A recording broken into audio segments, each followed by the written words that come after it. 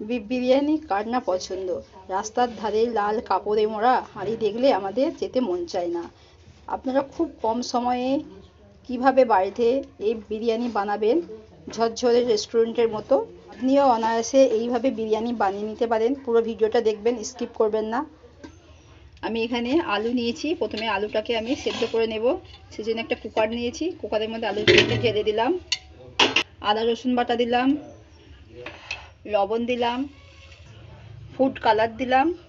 আলুটা সেদ্ধ করে নেব, আলুটা রং করার জন্য ফুড কালার দিয়েছি। সাদা তেল দেব, মিঠা আতর দেব 2 থেকে 3 ফোঁটা।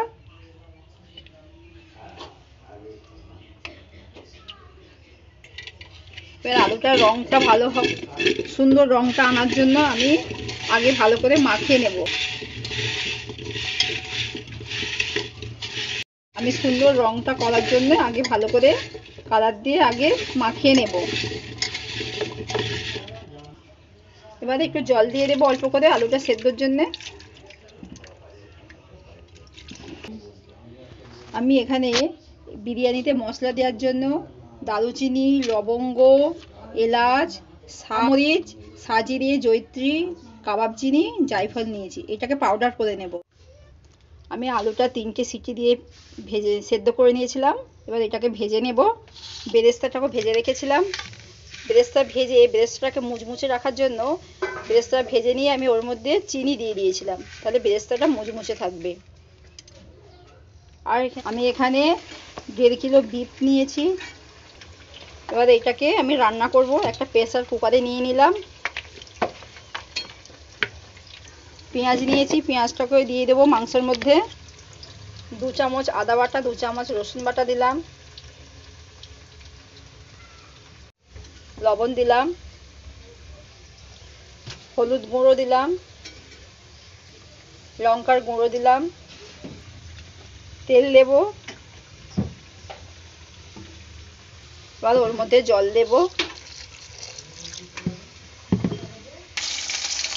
আমি আলুটাকে ভাজছি, তেল বসে কড়াতে তেল দিয়েছি, তেল দিয়ে আলুটাকে ভেজে নেব। দেখুন আমার কত সুন্দর আলুটা ভাজা হচ্ছে, আলুটা কত সুন্দর কালার। আমার আলুটা ভাজা হয়ে গেছে, এবার তুলে নেব। আমি আলুগুলোকে তুলে নিলাম। আলুগুলো দেখুন, আমার আলুগুলো সব ভেজে তুলে নিয়েছি। আমি কুকারটাকে বসিয়ে দিয়েছি, রান্না করার মাংসটাকে রান্না করে নেব। আমি ভাত বসিয়েছি, ভাতের জলটা গরম করতে দিয়েছি। এবার ওর মধ্যে দারুচিনি, লবঙ্গ, এলাচ, তেজপাতা দিয়ে দিলাম, সাদা তেল দেব। আমার জলটা গরম হবে। 8টা সিটি দিয়ে সেদ্ধ করে নিয়েছি। এবার মাংসটাকে ভালো করে কষিয়ে নেব। নাড়ছি, জলটা সমস্ত মরে গেছে। এবার ওর মধ্যে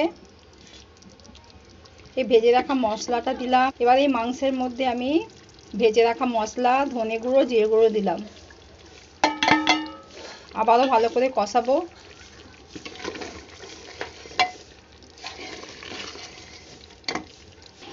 আমার মাংসটা কষানো হয়ে গেছে, এবার আমি জল দিয়ে দেবো। দেখুন আমার কত সুন্দর কষানো হয়েছে, দেখুন। এবার জল দিয়ে একটু সেদ্ধ করে নেব। আমি জল দিয়ে দিলাম। দেখুন আমি এখানে 1.5 কিলো চাল নিয়েছি, চালটাকে 30 মিনিট আগে ভিজিয়ে রেখেছিলাম। এদিকে আমার জলটাও ফুটে গেছে, দেখুন। এবার চালটাকে জলের মধ্যে দিয়ে দেব। চালটা দিয়ে দিলাম।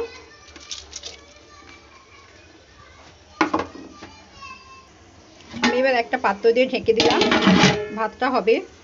ভাতটা 70% কুক হয়ে এসেছে। এবার ওর মধ্যে আমি লবণ দেব, লবণ দিয়ে দিলাম। একবার নেড়ে দেব।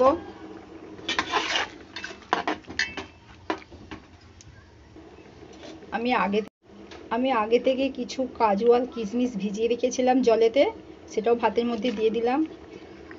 আবার একবার নেড়ে দেব।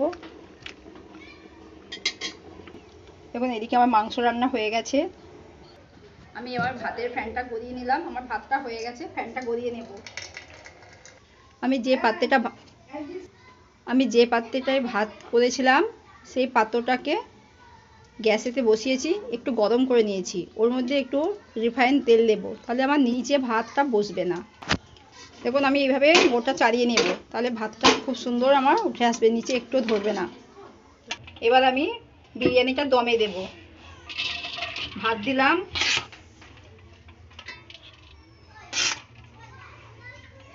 ভাতটাকে এইভাবে চালিয়ে দেব। আমি ওর মধ্যে যে মশলাটা ভেজেছিলাম সেটাও দিয়ে দেব।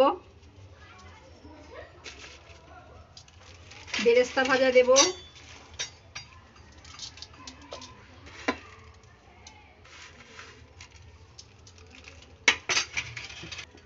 আলু দেব। এবার মাংসটা দিলাম,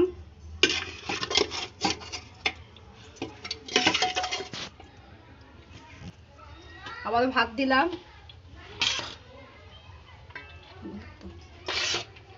আমি আবারও ওর মধ্যে ভেজে রাখা মশলাটাও দিলাম।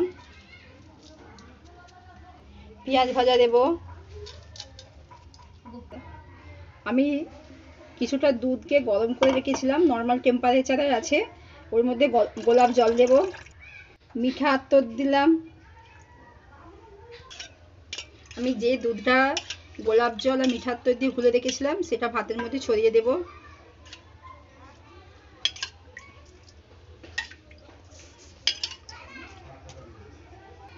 তেল দেব,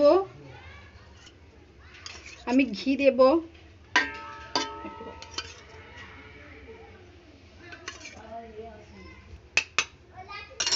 আমি দুধের মধ্যে জাফরান গুলে নিয়েছিলাম কালারের জন্য, দিয়ে দেব।